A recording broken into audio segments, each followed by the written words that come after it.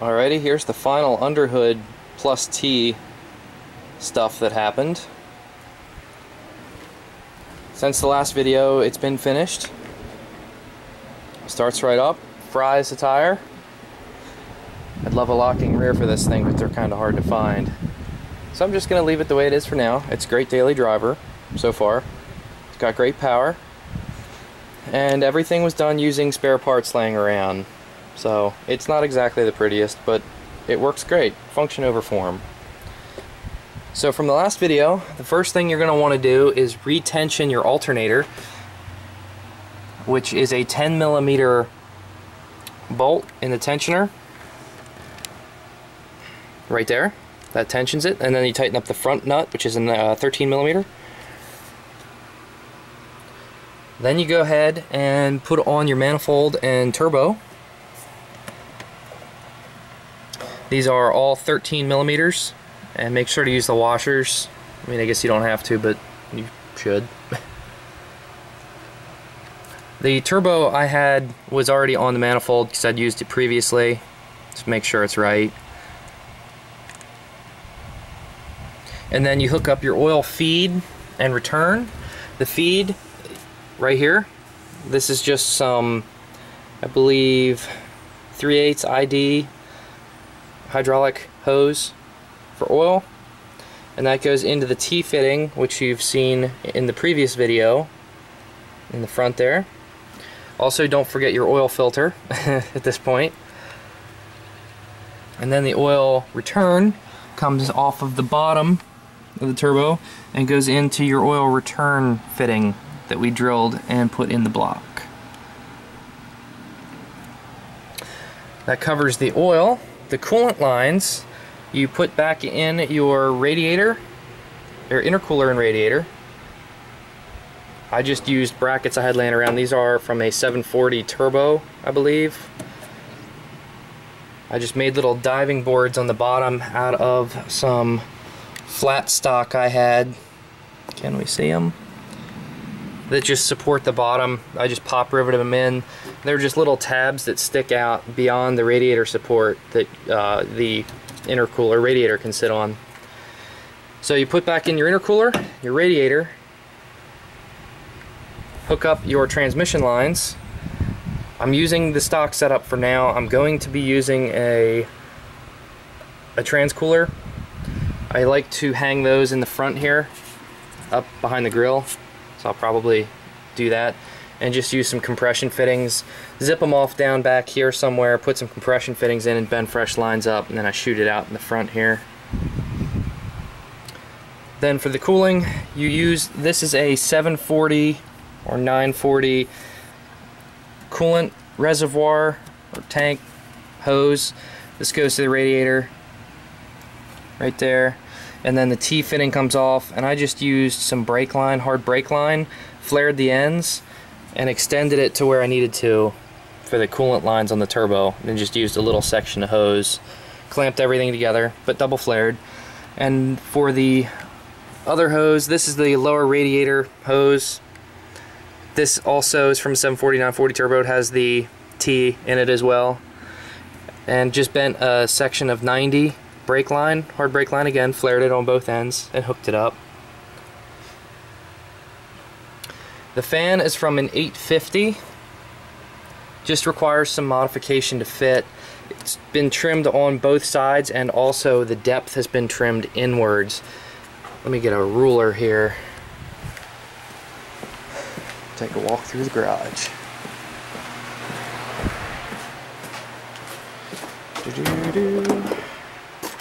6-inch scale.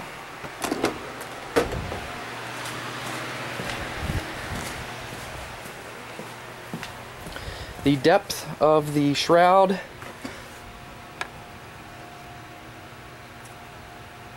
is, it's about 2 inches. Can we see that? 2 inches there. It's about the depth up to the radiator, where it sits on the radiator. These are just little L brackets that were made using some aluminum into the factory locations here, and just pop riveted into the top of the shroud. And then the same thing was done on the bottom.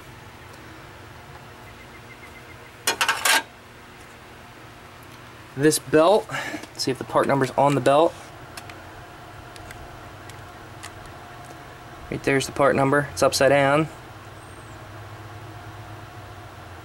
That's the belt you want to use if you want to delete your AC pump and just run power steering pump.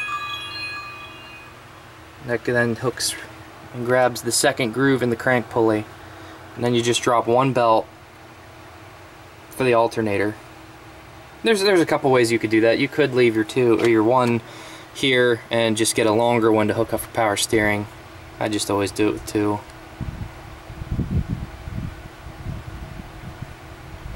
Then the fan goes in right here, and here's the factory hold or wiring holder right here.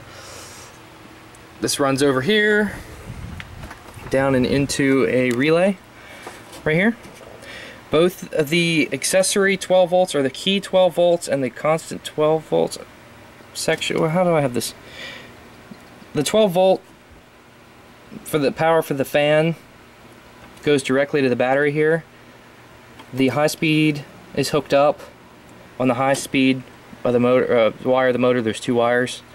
Then the ground wire runs in the car to a switch, and that is switched ground.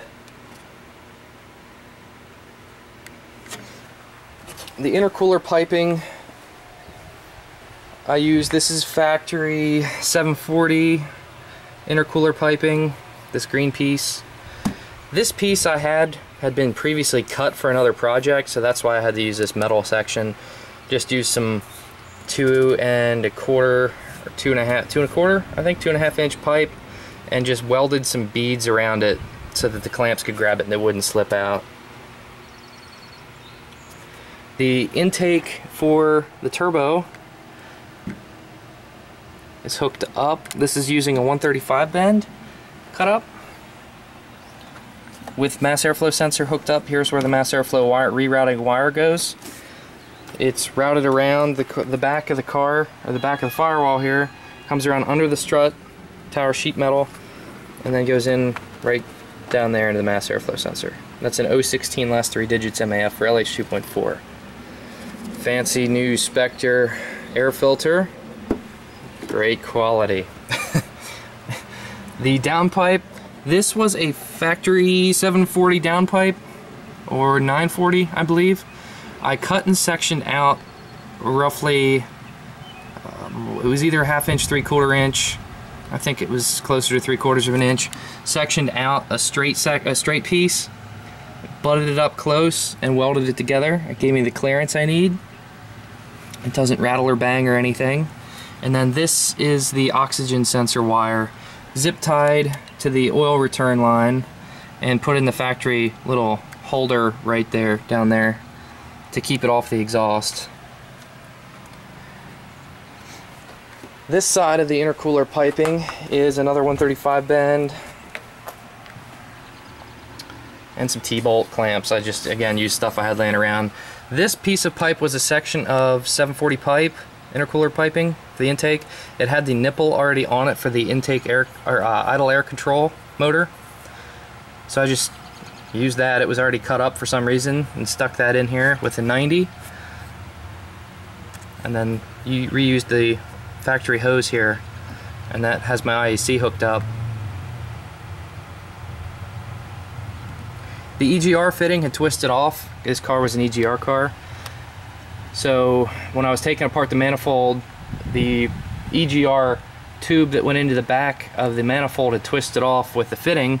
So I just pulled off the EGR, what was cut it off here. I'll get it out at some point. It's really wedged in there. But just plug welded this shut and put it back together with some ultra copper. That sealed that up. I have a non-EGR ECU, so. The injectors, this is a 3-bar fuel pressure regulator. Turbo cars have those.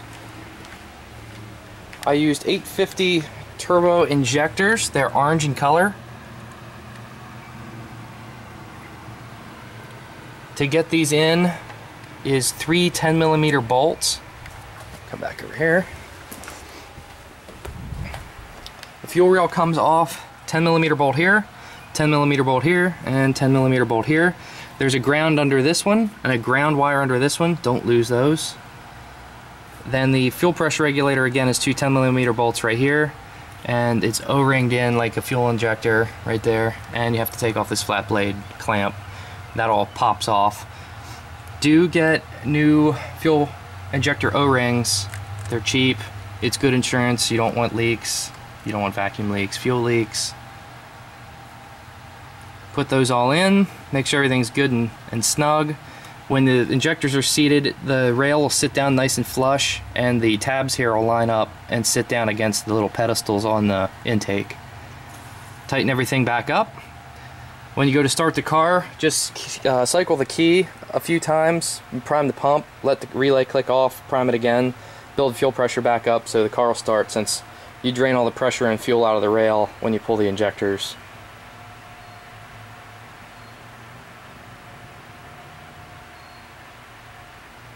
The plugs I put in were NGK BP7ES plugs, gapped at 0.28. And these wires were already on the car, I just reused them. I don't even know what they are. No names. Something.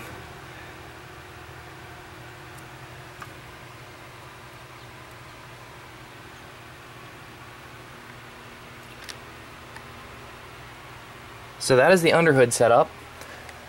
And my temporary boost gauge that I use in all my cars. Just zip tie it to the cowl for testing purposes.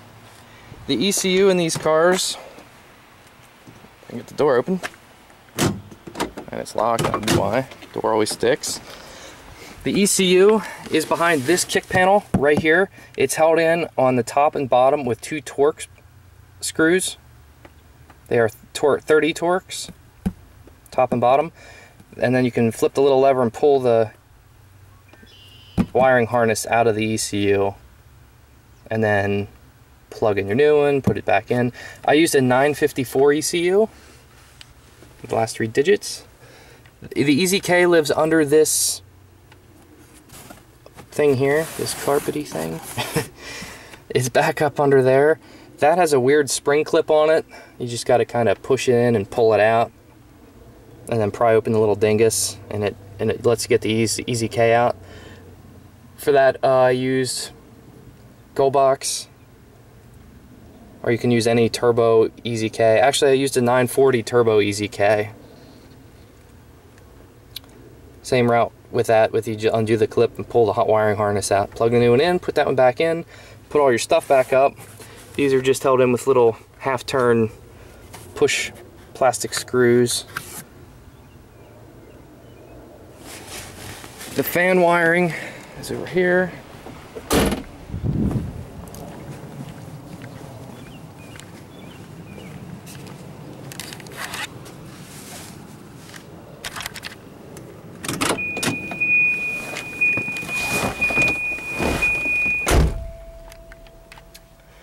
This one here's my fan, this little tiny switch, and when flipped up, it completes the ground. You can hear the fan turn on. Wrong way.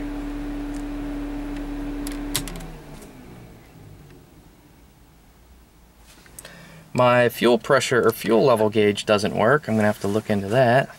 But starts right up. I do have to turn up my idle just a little bit using the little screw.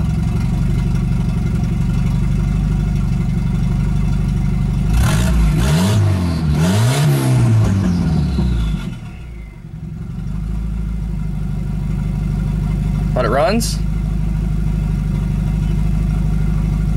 Drove it real easy for the first little bit. Took it up and down my driveway a few times, trying to let the ECU do its thing. Real easy drive, first few passes. Got in it just a little bit for a few times, and then went out and drove it around for a while today, and then started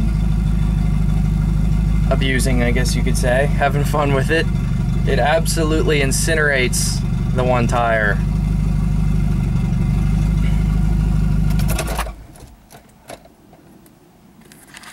Next on the list for the car, and I'll make sure to get video and show you guys how to do this.